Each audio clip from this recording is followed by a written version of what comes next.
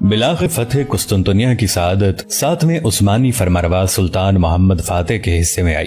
دراصل سرکار دو عالم رسالت مآب صلی اللہ علیہ وآلہ وسلم کی بشارت تھی کہ تم قسطنطنیہ فتح کر لوگے، لہٰذا بہتر امیر اس کا امیر ہوگا اور بہترین لشکر وہ لشکر ہوگا۔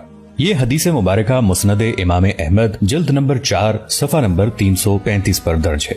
یہی فرمان رسالت تھا جس نے ہر دور کے مسلمان فاتحین کو قسطنطنیہ کا پروانہ بنائے رکھا، لیکن پے در پے کئی حملوں کا سامنا کرنے کے باوجود بھی اس قدیم شہر کے دروازے کسی مسلمان فاتح کے لیے نہ کھل سکے۔ امیر معاویہ رضی اللہ عنہ جب امیر بنے تو آپ نے اپنے بیٹے یزید کی سرکردگی میں قسطنطنیہ پر پہلا باقاعدہ حملہ کرنے کے لیے فوج بھیجی۔ اس حملے میں بہت سے جلیل القدر صحابہ کرام، جن میں حضرت ابو ایوب انصاری رضی اللہ عنہ بھی شامل تھے، شریک ہوئے۔ دوران محاصرہ حضرت ابو ایوب انصاری رضی اللہ عنہ بیمار ہو کر شہید ہو گئے اور قسطنطنیہ کی فصیل کے نیچے مدفون ہوئے۔ حضرت عمر بن عبد العزیز، حشام بن عبد الملک، مہدی عباس اور ہارون رشید جیسے پرجلال خلفاء نے بھی اس شہر کو تسخیر کرنے کے لیے زبردست حملے کیے، لیکن قسطنطنیہ کسی سے فتح نہ ہو سکا۔ قسطنطنیہ ایک ناقابل تسخیر شہر تھا۔ اس کے 3 اطراف میں سمندر تھا اور ایک جانب خشکی تھی۔ شہر کے گرد 14 میل کے قطع دائرے میں ایک مضبوط فصیل تھی جس پر 170 فٹ کے فاصلے پر مضبوط برج بنے ہوئے تھے۔ فصیل کے اندر پھر ایک اور فصیل تھی۔ ان دونوں فصیلوں کے بیچوں بیچ ایک ناقابل عبور خندق تھی جس کی چوڑائی 60 فٹ اور گہرائی 100 فٹ تھی۔ ایک تیسری فصیل نے شہر کی 1 لاکھ سے زیادہ آبادی کو اپنے دامن میں پناہ دے رکھی تھی اور یوں یہ شہر فتح کرنا قریب قریب ناممکن ہو گیا تھا۔ قسطنطنیہ عیسائی دنیا کا روحانی مرکز تھا، چنانچہ مسلمان فاتحین کے 20 لشکر اس شہر پر یلغار کرنے کے لیے پورے ساز و سامان کے ساتھ آتے، لیکن ہر مرتبہ ناکام لوٹ جاتے اور پھر رسالت مآب صلی اللہ علیہ وآلہ وسلم کی اس بشارت کا مستحق دولت عثمانیہ کا 7واں فرمانروا سلطان محمد فاتح ٹھہرا۔ عثمانی ترک، جنہیں ہم خلافت عثمانیہ کے نام سے جانتے ہیں، خراسانی خانہ بدوش تغرل کے بیٹے عثمان خان کی اولاد تھے۔ یہ ایشیائی کوچک میں داخل ہوئے تو انہوں نے ایک سلطنت کی بنیاد ڈالی جو صرف 300 سال کے عرصے میں دنیا کی سب سے بڑی طاقت بن گئی۔ اس کے عروج کا دور مشرق میں سلطان سلیم اور مغرب میں سلیمان اعظم پر ختم ہو جاتا ہے، لیکن دولت عثمانیہ کا سب سے مشہور فرمانروا سلطان محمد فاتح ہے، جس کے ہاتھوں سرکار دو عالم صلی اللہ علیہ وآلہ وسلم کی بشارت تکمیل کو پہنچی۔ دواز دہم اور سلطان محمد فاتح کے درمیان ہونے والی یہ جنگ تحیر کن واقعات اور تاریخ پر مبنی ہے۔ خصوصاً سلطان نے اپنی بحریہ کو خشکی پر جہاز چلانے کا حکم دیا اور 10 میل کا دشوار گزار پہاڑی راستہ عثمانی بحری بیڑے نے پتھریلی چٹانوں پر گھسٹ کر طے کیا۔ یہ عظیم اور لازوال مارکا فی الحقیقت تاریخ کا ایک مہتم بالشان واقع ہے جسے ہم تفصیل کے ساتھ بیان کرنے جا رہے ہیں۔ مغربی مورخین قسطنطنیہ کی فتح کو قرون وسطی اور دور حاضر کے درمیان حد فاصل قرار دیتے ہیں، اور یہ ہے بھی حقیقت۔ قدیم بازنطینی سلطنت کے پایہ تخت اور پوری عیسائی دنیا کے روحانی مرکز کی تسخیر جہالت کے اندھیروں میں ڈوبے اہل مغرب کی آخری شکست اور مسلمانوں کی آخری فتح تھی۔ جب رومی بادشاہ قسطنطین نے 3 صدی عیسوی میں عیسائی مذہب قبول کر کے اس شہر کو اپنا پایہ تخت بنایا تھا، اس وقت سے اس کا نام قسطنطنیہ ہو گیا۔ حضور صلی اللہ علیہ وآلہ وسلم نے اس شہر پر جہاد کرنے والوں کو مغفرت کی بشارت عطا فرمائی تھی۔ قسطنطنیہ کے بادشاہ کو قیصر روم کہا جاتا تھا۔ سلطان محمد فاتح کے زمانے میں قسطنطین نام کا 12واں قیصر حکمران تھا۔ آخری قیصر قسطنطین اس معرکے میں ہلاک ہوا اور قسطنطنیہ ہمیشہ کے لیے اسلام بول یا استنبول بن گیا۔ یوں رسالت مآب صلی اللہ علیہ وآلہ وسلم کی ایک اور پیشین گوئی سچ ثابت ہوئی کہ جب قیصر ہلاک ہو گیا تو پھر کوئی قیصر نہیں آئے گا۔ ہم اس کہانی کو افسانہ بنا کر پیش کرنے سے حتی الامکان پرہیز کریں گے اور نہ ہی اس میں افسانے کو تاریخ بنانے کی کوشش کریں گے۔ ہماری یہ کہانی حقیقی تاریخی کرداروں پر مشتمل ہے۔ یہ کہانی بہت سا وقت صرف کر کے ایڈورڈ گبن، کریسی، دولت عثمانیہ، تاریخ عالم، تاریخ اسلام اور جہاں دیدہ کے علاوہ جغرافیہ اور صلیبی جنگوں کی تاریخ پر مشتمل کئی کتابوں کو کھنگال کر لکھی گئی۔ اس کے پیش نظر 15ویں صدی عیسوی کا وسطی زمانہ تھا۔ یہ صدی اس لحاظ سے بہت اہم ہے کہ اس صدی کے وسط میں عیسائیوں کا مقدس شہر قسطنطنیہ مفتوح ہوا اور اسی صدی کے آخری عشرے میں اندلس کے مسلمان ہمیشہ کے لیے نابود کر دیے گئے۔ اس کہانی میں ہم تغرل سے لے کر سلطان محمد فاتح تک عثمانی فرمانرواؤں کی تاریخ کا خلاصہ پیش کریں گے۔ تو چلیے اس تاریخی سچی کہانی کا آغاز کرتے ہیں۔ عربی نسل کا ابلغ گھوڑا اپنی پشت پر نقاب پوش سوار کو لیے پوری شان اور تمطراق کے ساتھ میدان میں داخل ہوا۔ یہ ادرنا اینڈریا نوپل کا میدان حواجز تھا۔ چاروں طرف کی نشستیں تماشائیوں سے پر تھیں۔ نقاب پوش گھڑ سوار کے داخل ہوتے ہی پنڈال پر سناٹا چھا گیا۔ آج ترکوں کا سالانہ تہوار تھا۔ اس اسٹیڈیم میں شمشیر زنی، نیزہ بازی اور دیگر کھیلوں کے مقابلے ہو رہے تھے۔ نقاب پوش گھڑ سوار اپنی 2 دھاری البانوی شمشیر کو لہراتا ہوا میدان کے وسط میں آ کر رک گیا اور اگلے لمحے اس نے اپنے چہرے سے نقاب الٹ دیا۔ یہ سکندر بیگ تھا، سلطان مراد خان کا چہیتا منہ بولا بیٹا۔ اس کے گھوڑے کی پشت پر ایک باریک چھڑی کے ساتھ سلطان بایزید یلدرم کا پرچم لہرا رہا تھا۔ سکندر بیگ نے میدان میں ایک طرف کھڑے ینیچری کے سالاروں کو مخاطب کیا۔ یہ سالار اس اسٹیڈیم میں ہونے والے مقابلوں کے مصنفین تھے۔ سکندر بیگ نے کہا، آل عثمان کے جاہ و جلال کی قسم، پوری سلطنت عثمانیہ میں کوئی ایسا جوان نہیں کہ جس کے بازوؤں میں سکندر بیگ کو شکست دینے کی ہمت ہو۔ اگر ایسا کوئی مرد میدان اس میلے میں موجود ہے تو میں اسے قوت آزمائی کی دعوت دیتا ہوں۔ سلطان عثمانیہ کے پرجلال فرمانروا سلطان مراد خان ثانی کی چھتری دار نشستیں سکندر بیگ کے بالکل سامنے تھیں۔ سلطان نے سکندر بیگ کی للکار سنی تو فخر سے مسکرا دیا، لیکن سلطان سے چند نشستیں دور بیٹھی مارسی کے ماتھے پر سلوٹیں پڑ گئیں۔ مارسی سکندر بیگ کی شان و شوکت پر بل کھا کے رہ گئی۔ یہ البانوی حسینہ سکندر کو ناپسند کرتی تھی۔ سکندر کی للکار سن کر ینیچری فوج کا ایک نوجوان سالار آغا حسن آگے بڑھا۔ آغا حسن کو دیکھتے ہی سکندر کے چہرے پر حقارت آمیز مسکراہٹ پھیل گئی۔ آغا حسن ایک دراز قد ایرانی نسل گھوڑے پر سوار تھا اور اس کے داہنے ہاتھ میں یمن کی بنی ہوئی بھاری بھرکم تلوار تھی۔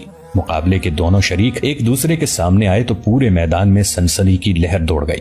تماشائیوں کے چہرے پر جوش و جذبہ دکھائی دینے لگا اور مارسی اپنی نشست پر اچھل کر رہ گئی۔ ایک منصف نے تکبیر بلند کر کے مقابلے کے آغاز کا اعلان کیا تو دونوں سوار اپنے اپنے گھوڑوں کی لگامیں تھامے ایک دوسرے کے بالکل نزدیک آ گئے۔ سکندر بیگ نے رونت آمیز لہجے میں کہا، بہت خوب نوجوان، مجھے تمہاری جرأت دیکھ کر حیرت ہوئی ہے۔ میں تمہیں حملے میں پہل کی اجازت دیتا ہوں۔ آغا حسن سکندر سے مرعوب ہوئے بغیر آگے بڑھا اور سکندر پر پوری طاقت سے وار کر دیا۔ سکندر نے بجلی کی طرح پہلو بدل کر خود کو بچا لیا اور مسکرا دیا، لیکن آغا حسن پھر تیزی کے ساتھ آگے بڑھا اور سکندر پر پوری قوت سے دوسرا وار کر دیا۔ سکندر کا گھوڑا اپنے مالک کے مزاج سے اچھی طرح واقف تھا۔ گھوڑے نے آنے واحد میں پینترا بدلا اور آغا حسن کا دوسرا وار بھی خالی چلا گیا۔ آغا حسن نے تیسری مرتبہ اپنے گھوڑے کو ایڑ لگائی، لیکن اب سکندر اپنا ارادہ بدل چکا تھا۔ اس نے جھکائی دینے کے بجائے اپنی تلوار پر آغا حسن کا وار روکا اور پھر دیکھنے والے حیرت زدہ رہ گئے کہ سکندر نے بجلی کی سی تیزی کے ساتھ پے در پے وار کرنے شروع کر دیے۔ میدان میں تلواروں کی کھنکار دور دور تک گونجنے لگی تھی۔ آغا حسن کو پسپا ہوتا دیکھ کر مارسی کا گلنار چہرہ یکلخت سفید ہو گیا۔ اسے جو امید بنی تھی وہ ٹوٹنے لگی۔ وہ سکندر کی شکست چاہتی تھی، جبکہ سلطان مراد خان فخر سے گردن تانے مسکرا رہا تھا۔ وہ سکندر کے ہر وار پر اش اش کر اٹھتا۔ تھوڑی ہی دیر میں مقابلے کا فیصلہ ہو گیا۔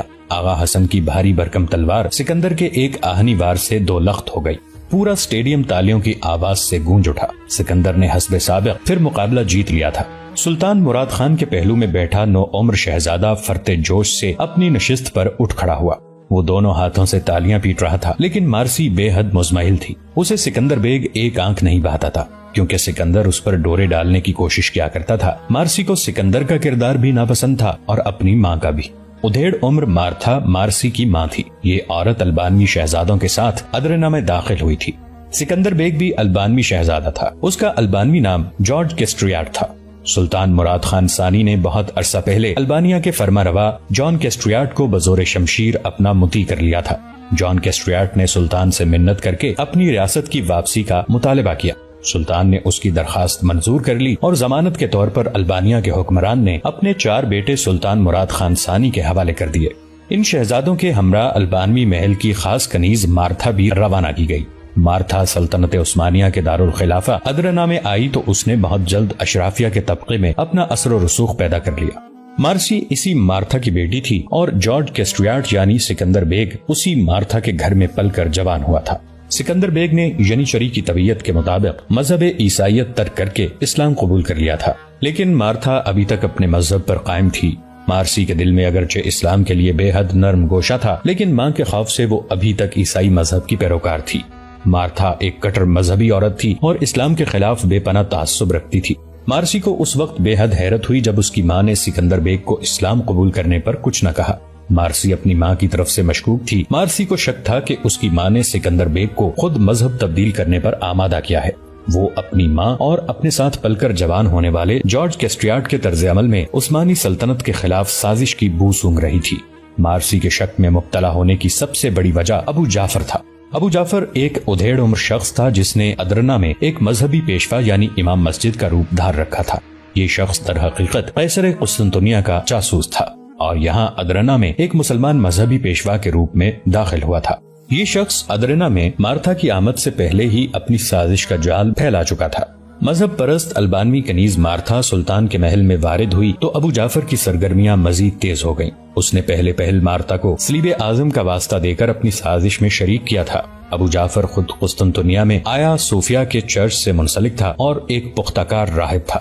قیصر نے سلطان مراد خان ثانی کو سلطنت عثمانیہ کے تخت پر بیٹھے دیکھا تو ایک نئی چال کے تانے بانے بننے شروع کر دیے۔ ابو جعفر جو در حقیقت ڈیمونان تھا، عظیم عیسائی سلطنت کے بادشاہ قیصر قسطنطنیہ کا خاص جاسوس تھا۔ قیصر قسطنطنیہ مینول کے پاس عثمانی سلطنت کے دارالخلافہ ادرنا کی ایک خبر ہر ماہ باقاعدگی کے ساتھ پہنچتی تھی اور ادرنا میں قیصر کی اس ساری سازش کا سرغنہ ابو جعفر تھا۔ یہی ابو جعفر پچھلے 12 سال سے مارسی کی ماں کے مکان پر آیا جایا کرتا تھا۔ مارسی بچپن سے ہی اس سے متنفر تھی۔ وہ اس کی مکار صورت کو دیکھتے ہی کھول اٹھتی۔ اسے ابو جعفر کی حقیقت کا علم نہیں تھا، لیکن وہ اس کی عادات و اطوار سے اب تک بخوبی اندازہ لگا چکی تھی کہ یہ مکار شخص یقیناً وہ نہیں ہے جو اوپر سے نظر آتا ہے۔ ابو جعفر مارتھا کے گھر آتا تو وہ دونوں بند کمرے میں بیٹھ کر دیر تک باتیں کرتے رہتے۔ کبھی کبھی سکندر کو بھی بلا لیا جاتا۔ مارسی مسلمانوں کے اس مذہبی پیشوا کو اپنی عیسائی ماں کے پاس باقاعدگی سے آتا جاتا دیکھ کر شک میں مبتلا ہو گئی۔ ادھر سکندر بیگ جب سے مسلمان ہوا تھا پہلے سے بھی زیادہ بدتمیز اور واہیات ہو گیا تھا۔ وہ جتنی دیر گھر پر رہتا مارسی کو بری نظروں سے دیکھتا رہتا۔ مارسی بچپن ہی سے سکندر بیگ کی عادات کو ناپسند کرتی تھی۔ وہ بچپن سے ہی چڑچڑا، بدتمیز اور ہت چھٹتا۔ شاید اس کے اس طرح بدمزاج ہونے کی وجہ یہ رہی ہو کہ اس کے سامنے اس کے باپ جان کیسٹریاٹ کو سلطان مراد خان ثانی نے ذلت آمیز شکست دی اور اسے اس کے 3 چھوٹے بھائیوں سمیت یرغمال بنا کر اتنی دور ادرنا آنا پڑا، اور اس پر مستضاد یہ کہ اس کے 3 چھوٹے بھائی بچپن میں ہی اس کی آنکھوں کے سامنے اس دیار غیر میں بیمار ہو کر مر گئے۔ یہ سب کچھ سکندر بیگ کے حالات کا تقاضا تھا اور کچھ مارتھا کا چرب زبان سازشی کردار کے سکندر بیگ اس قدر منتقم مزاج اور مغرور واقع ہوا تھا۔ آج مارسی نے ایک مرتبہ پھر سکندر بیگ کو مقابلے کا میدان جیتتے دیکھا تو اس کے رگ و پے میں مایوسی اور غصے کی لہر دوڑ گئی۔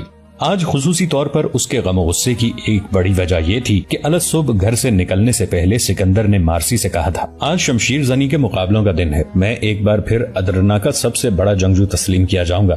یہ حقیر ترک میرے مقابلے کی ہمت نہیں رکھتے۔ آج اگر میں پھر جیت کا تمغہ لے کر لوٹا تو چچی مارتھا سے تمہارا ہاتھ مانگ لوں گا۔ سکندر بیگ مارتھا کو چچی کہہ کر پکارتا تھا۔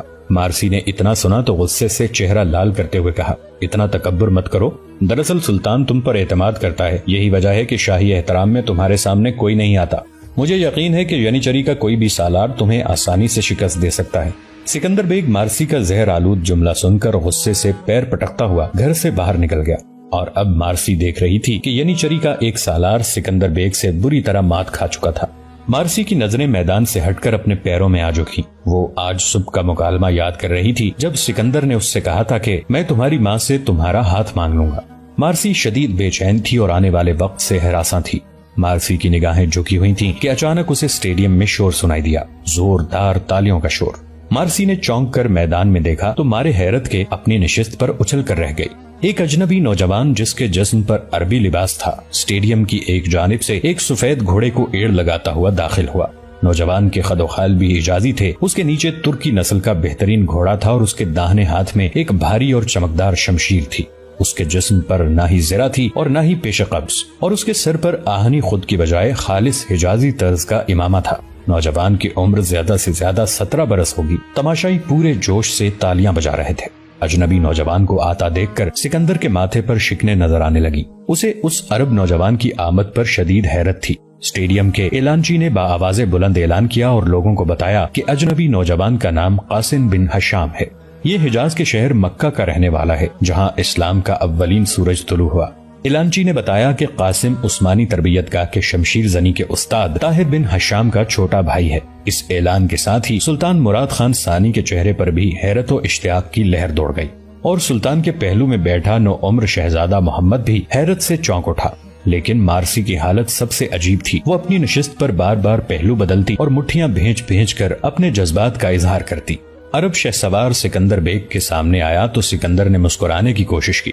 اس نے عرب شہسوار کو حسب سابق حقارت کی نظر سے دیکھتے ہوئے کہا، نوجوان، میں تمہارے چہرے پر جرت اور بہادری کے نقش دیکھ رہا ہوں، لیکن افسوس تمہارا تمام تر اعتماد سکندر بیگ کے پہلے وار سے ہی خاک میں مل جائے گا۔ یہ مکہ نہیں، ترکی سلطنت کا دارالخلافہ ادرنا ہے، اور میں سلطان مراد خان ثانی کا سب سے مضبوط شمشیر زن ہوں۔ قاسم سکندر بیگ کے فرعونیت سے بھرپور لہجے کو محسوس کر کے عارفانہ انداز میں مسکرایا اور پھر انتہائی نپے تلے انداز میں مخاطب ہوا۔ میں وقت سے پہلے بلند بانگ دعووں کا قائل نہیں ہوں، میں صرف اتنا جانتا ہوں کہ میرے بدن میں خالد بن ولید رضی اللہ عنہ کا خون دوڑ رہا ہے۔ میری شدید خواہش ہے کہ میں آج ایک ترک شہزادے کو حجازی شمشیر کا لوہا دکھا سکوں۔ قاسم نے اتنا کہا اور اپنے گھوڑے کو ایڑ لگا دی۔ سکندر پوری طرح تیار تھا۔ قاسم نے تلوار فضا میں بلند کی اور خالص عربی لہجے میں اللہ اکبر کہہ کر سکندر پر ٹوٹ پڑا۔ سورج کی شعاعیں قاسم کی چمکدار تلوار پر پڑیں اور تماشائیوں کی آنکھیں چندھیا گئیں۔ یہ محض تلوار کی چکاچوند نہیں تھی بلکہ آسمانی سائقہ کی لپک تھی۔ قاسم کے تابڑ توڑ حملے سکندر کے لیے ہزیمت کا پیغام تھے۔ سکندر کی تمام چالیں دھری کی دھری رہ گئیں اور وہ مسلسل ہر بار کو اپنی تلوار پر روکنے لگا۔ بظاہر ایسا لگتا تھا کہ قاسم جلد تھک جائے گا۔ مارسی قاسم کے ہر وار کے ساتھ اچھل اچھل جاتی۔ وہ اب اپنی نشست پر کھڑی ہو گئی تھی۔ تمام تماشائی چیخ چیخ کر قاسم کو داد دے رہے تھے۔ سلطان بے ساختہ مرحبا مرحبا پکار رہا تھا اور شہزادہ محمد اپنے شاہانہ مرتبے کو بھول کر بالکل بچگانہ انداز میں تالیاں بجا رہا تھا۔ یک لخت قاسم نے نئی چال چلی اور اپنے آپ کو تھکا ہوا ظاہر کرنا شروع کر دیا۔ سکندر نے قاسم کے وار میں کمزوری محسوس کی تو اپنے ڈوبتے ہوئے دل کو حوصلہ دیا اور بڑھ کر قاسم پر حملہ کر دیا۔ اب قاسم سکندر کے ہر وار سے اپنے آپ کو بچانے کی کوشش کرتا ہوا محسوس ہوا۔ اس کا گھوڑا مسلسل الٹے قدموں پیچھے ہٹنے لگا اور اس کی تلوار پے در پے سکندر کے وار سہنے لگی۔ سکندر بھی بری طرح تھک چکا تھا اور چاہتا تھا کہ کسی طرح جلد از جلد یہ مقابلہ ختم ہو۔ اچانک قاسم نے گھوڑے کی پشت پر اپنے پاؤں کھینچ لیے اور زین پر اکڑوں بیٹھ گیا۔ اگلے لمحے تماشائی قاسم کا کرتب دیکھ کر حیران رہ گئے۔ قاسم نے اپنے بدن کا بوجھ اپنے پیروں پر ڈالا اور ایک جھٹکے سے کھڑا ہو گیا۔ پورا اسٹیڈیم ایک ساتھ تالیوں سے گونج اٹھا۔ اب دراز قد قاسم سکندر سے بلندی پر تھا اور حملہ کرنے میں اس کی پوزیشن کو فوقیت حاصل تھی۔ اس نے گھوڑے کی زین پر کھڑے ہو کر پہلا وار اس قدر بھرپور اور زوردار انداز میں کیا کہ سکندر کے چھکے چھوٹ گئے۔ فرتے جذبات سے مارسی کی چیخ نکل گئی۔ سکندر بیگ دراز قامت قاسم کے پہلے وار کو ہی سہ نہ سکا۔ قاسم کی شمشیر کسی آہنی گرز کی طرح سکندر پر گری۔ سکندر نے اپنی تلوار آگے کر کے قاسم کے وار کو روکنا چاہا، لیکن ضرب اتنی کاری تھی کہ سکندر گھوڑے کی پشت پر سنبھل نہ سکا اور نیچے گر گیا۔ قاسم نے کسی بازیگر کی طرح گھوڑے کی پشت سے چھلانگ لگائی اور سکندر کے سنبھلنے سے پہلے اس کے سر پر سوار ہو گیا۔ سکندر کے ماتھے پر پسینے کی بوندیں چمکتی دیکھ کر مارسی کھل اٹھی۔ سلطان مارے اشتیاق کے خود تالی بجانے لگا۔ قاسم نے زمین پر قدم رکھتے ہی سکندر کو آڑے ہاتھوں لیا۔ سکندر ابھی پوری طرح سنبھل بھی نہیں پایا تھا کہ قاسم نے بجلی کی سی تیزی کے ساتھ اس پر حملہ کر دیا۔ اب سکندر کو اپنی شکست صاف نظر آ رہی تھی۔ قاسم نے یکلخت پہلو بدلا اور اچھل کر سکندر کے بائیں پہلو پر زوردار ضرب لگانے کا جھانسا دیا۔ سکندر نے تیزی سے تلوار آگے کی، لیکن وہ قاسم کی چال نہ سمجھ سکا۔ قاسم نے بائیں پہلو پر حملہ کرنے کی بجائے ہوا ہی میں اپنا ارادہ بدلا اور سکندر کے دائیں بازو پر تلوار کی زوردار ضرب لگائی۔ سکندر کے بازوؤں پر آہنی بازو بند چڑھے ہوئے تھے۔ قاسم کی تلوار نے لوہے کے بازو بند کو کاٹ کر سکندر کے بازو کو معمولی سا چیرا ڈالا۔ خون کے قطرے زمین پر گرے تو ایک دم اسٹیڈیم میں موجود تماشائی خاموش ہو گئے۔ قاسم نے صورتحال کی نزاکت پر غور کیا اور یک لخت اپنے تابڑ توڑ حملوں کا سلسلہ روک دیا۔ وہ سکندر کو پیچو تاب کھاتا چھوڑ کر چند قدم پیچھے ہٹایا۔ یہاں مقابلے کے مصنفین ایک قطار میں کھڑے تھے۔ تمام لوگوں کے چہروں پر حیرت اور اشتیاق کے جذبات سب تھے۔ قاسم بے خبر انداز میں اسٹیڈیم کے تماشائیوں کی جانب دیکھ رہا تھا کہ سکندر بے اصولی کا مظاہرہ کرتے ہوئے تیزی سے قاسم کی جانب لپکا۔ اگر مارسی اپنی نشست سے چیخ کر قاسم کو خبردار نہ کر دیتی تو سکندر یقیناً قاسم کی گردن کاٹ لیتا۔ قاسم نے مارسی کی چیخ سنی اور ایک لمحے میں صورتحال کا اندازہ کر لیا۔ اگلے ہی لمحے وہ کسی چیتے کی طرح اپنی جگہ پر اچھلا اور گھوم کر نہ صرف سکندر کے وار سے خود کو بچا لیا بلکہ پوری قوت سے سکندر پر حملہ بھی کر دیا۔ تلواروں کی چھن چھن انتہائی سرعت کے ساتھ سنائی دینے لگی اور پھر تماشائیوں نے دیکھا کہ قاسم کے ایک عجیب و غریب وار سے سکندر کی تلوار اس کے ہاتھ سے چھوٹ گئی اور کسی 14ویں رات کے چکور کی طرح پھڑپڑاتی ہوئی اوپر کی طرف اڑتی چلی گئی۔ دوستو، آج کے لیے اتنا ہی۔ اسی کا